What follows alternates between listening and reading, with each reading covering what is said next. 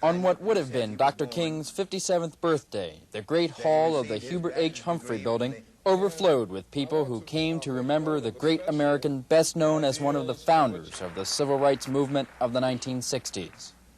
Dr. King was remembered through song and prayer. The Secretary of Health and Human Services was there to summarize what Dr. King accomplished before an assassin's bullet claimed his life 18 years ago.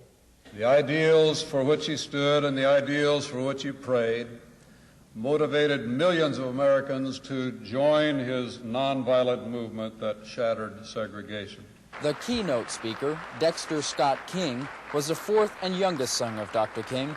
In an emotional speech, he recognized the significance of the new holiday and of the man, his father, in whose honor it was created. For the first time in the history of this great nation, we are honoring a peacemaker, a designer, and a messenger of nonviolence, a drum major for justice, love, and righteousness, who was a native son of America and who began his career as a civil rights leader in Montgomery, Alabama. Under his leadership, nonviolent protest brought about the greatest social change in the history of this country. His leadership lifted a heavy burden from this country.